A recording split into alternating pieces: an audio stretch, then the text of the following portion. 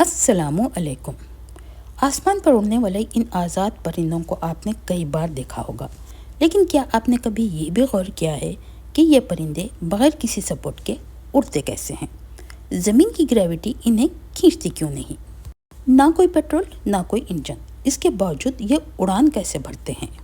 اور مزید حیرت کی بات یہ ہے کہ یہ بغیر کسی جی پی ایس اور کمپاس کے اپنی منزل مقصود تک پہنچ بھی جاتے ہیں۔ تو چلیے انہی باتوں کو آج ہم سمجھنے کی کوشش کریں گے، لیکن اس سے پہلے اس بات کو بھی جان لیں گے کہ پرندوں کی اڑان کا ذکر قرآن کریم میں خاص طور پر دو مقامات پر کیا گیا ہے۔ ایک تو ہے سورہ نحل کے ورس 79۔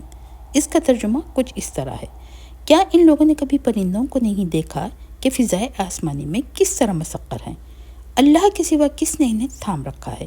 ان میں بہت سی نشانیاں ہیں ان لوگوں کے لیے جو ایمان لاتے ہیں۔ ایسی ہی ایک اور آیت سورہ ملک میں بھی موجود ہے، جس کا ترجمہ کچھ اس طرح ہے: کیا یہ لوگ اپنے اوپر اڑنے والے پرندوں کو پر پھیلائے اور سکیڑتے نہیں دیکھا؟ رحمان کے سوا کوئی نہیں جو انہیں تھامے ہوئے ہے۔ یعنی ان دو آیتوں کو اللہ رب العزت نے نشانی کے طور پر پیش کیا اور اس پر غور کرنے والوں کو ایمان والے کہا گیا۔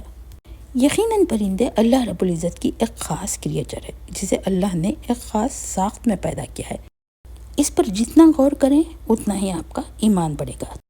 دوسری طرف ان برڈز کی موومنٹس کو کینلی آبزرو کر کے ماڈرن ٹیکنالوجی میں انسانوں نے کیا کچھ حیرت انگیز انوینشنز کی، اس کو ہم آگے بیان کریں گے۔ تو چلیے جانیں گے ان کی کچھ تفصیلات کو۔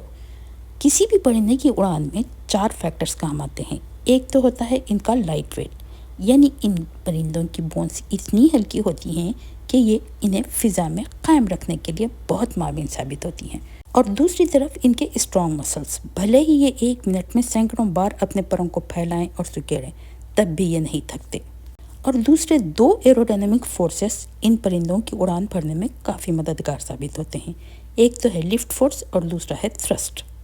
لفٹ فورس ایک ایسا فورس ہوتا ہے کہ جب پرندے اپنے پروں کو پھیلاتے ہیں اور سکیڑتے ہیں تو ہوا نیچے کی طرف ڈھکیلی جاتی ہے۔ اس سے پرندوں کے پروں کے نیچے کا ایئر پریشر زیادہ ہونے لگتا ہے اور اوپر کا کم۔ اسی ایئر پریشر کی بنا یہ اوپر کو اڑتے ہیں، یعنی اڑان بھرتے ہیں، اور جب اڑان بھر چکے ہوتے ہیں تو ان میں دوسرا ایروڈائنامک فورس کام کرنے لگتا ہے، یہ ہے تھرسٹ۔ تھرسٹ فورس میں پرندے اپنے پروں کے ذریعے ہوا کو پیچھے ڈھکلتے ہوئے آگے بڑھتے ہیں، بالکل اسی طرح جس طرح سوئمنگ کے دوران پانی کو پیچھے ڈھکیلتے ہوئے آگے بڑھا جاتا ہے۔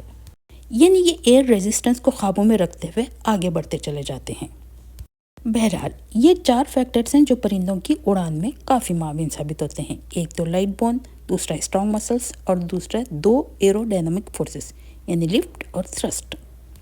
ایسے میں ان ننھے بننے پرندوں کی سپیڈ بھی آپ دیکھ لیں تو حیران رہ جائیں گے۔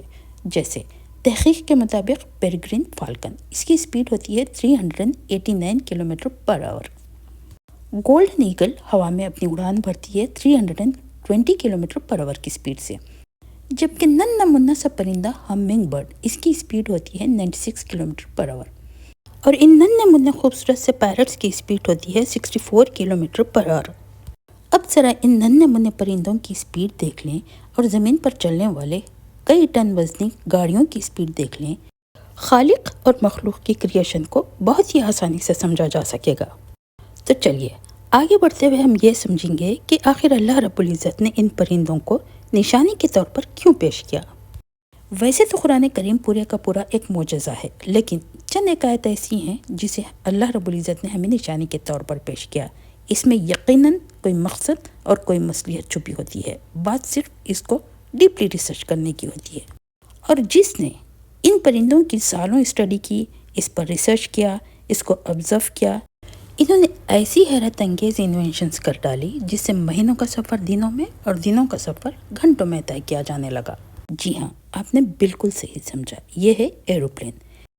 ایروپلین کو بنوانے میں رائٹ برادرز نے انہی برڈز کو کینلی آبزرو کیا۔ انہوں نے برسوں تک ان پرندوں کی اڑان میں ان کے اینگلز کو دیکھا، ان پر لاگو ہونے والے سائنٹیفک لاز کو دیکھا، یعنی ان برڈز کے ہر پہلو پر غور کرتے ہوئے دنیا کا سب سے پہلا ایروپلین بنوایا۔ رائٹ برادرز 2 بھائی تھے، ایک کا نام تھا آرویلے رائٹ اور دوسرے کا تھا ولبر رائٹ۔ ایروپلین بنوانے کے لیے یہ دونوں بھائی مسلسل کوششیں کرتے رہے، तब जाकर दुनिया का सबसे पहला एरोप्लेन बन पाया। ये तारीख थी 17 दिसंबर 1903 और दुनिया का ये सबसे पहला एरोप्लेन जिस मुकाम से उड़ान भरा वो था USA का नॉर्थ कैरोलिना। बहुत ही मुख्तसर तौर पर इसने अपनी उड़ान भरी, यानी सिर्फ 12 सेकंड्स तक, और इसी 12 सेकंड्स में इस प्लेन ने 120 feet above the C level यानी अल्टीट्यूड का डिस्टेंस तय किया। इस पहली सक्सेसफुल फ्लाइट का ड्यूरेशन भी कम था और एल्टीट्यूड भी कम, लेकिन आने वाले दिनों के लिए ये एक माइलस्टोन साबित हुआ। और आज जिस एरोप्लेन में हम सफ़र करते हैं उसमें इंजन भी होता है, पेट्रोल भी, विंग्स भी होते हैं, व्हील्स भी, कंपास भी होता है, GPS भी, और सैकड़ों किस्म के मॉडर्न इंस्ट्रूमेंट्स भी। तब कहीं जाकर ये एरोप्लेन उड़ान भरने के काबिल होता है। दूसरी तरफ अल्लाह रब्बुल इज़्ज़त की बनवाई हुई इन नन्हे मुन्ने क्रिएचर्स में ना तो पेट्रोल होता है, ना कोई इंजन, ना कोई GPS, ना कोई कंपास। इसके बावजूद ये बदलते मौसमों में हज़ारों किलोमीटर का फासला बआसानी तय कर लेते हैं, बस सिर्फ अपने परों को फैलाते और सुकेरते हुए। इसी बात का जिक्र हम इन 2 आयतों में पढ़ चुके। अब क्या ये कोई इत्तेफाक है या अल्लाह रब्बुल इज़्ज़त की हिकमत और इसके करिश्मा? इस पर आप भी ज़रूर गौर कीजिएगा। बहरहाल इन सब बातों को जानने के बाद ये हकीकत तो वाज़ेह हो जाती है कि परिंदों की उड़ान सिर्फ एक साइंसी अमल नहीं, बल्कि अल्लाह रब्बुल इज़्ज़त की वहदानियत, इसकी हिकमत और इसके कुदरत का वाज़ेह सबूत है। यानी इन परिंदों को बगैर किसी सहारे के थामने वाले सिर्फ और सिर्फ अल्लाह रब्बुल इज़्ज़त हैं। मज़ीद इस बात का पता चलता है कि कायनात की हर चीज़ अल्लाह के हुक्म से चलती है और इसका एक मकसद भी होता है, और जिसने इस बात को समझ लिया उसने गोया दुनिया और आखिरत की कामयाबी हासिल कर ली। उम्मीद के वीडियो पसंद आई होगी। अगर पसंद आई हो तो अपने दोस्तों को ज़रूर शेयर कीजिएगा। तो चलिए मिलते हैं ऐसी ही किसी और वीडियो में, तब तक के लिए अल्लाह हाफिज़।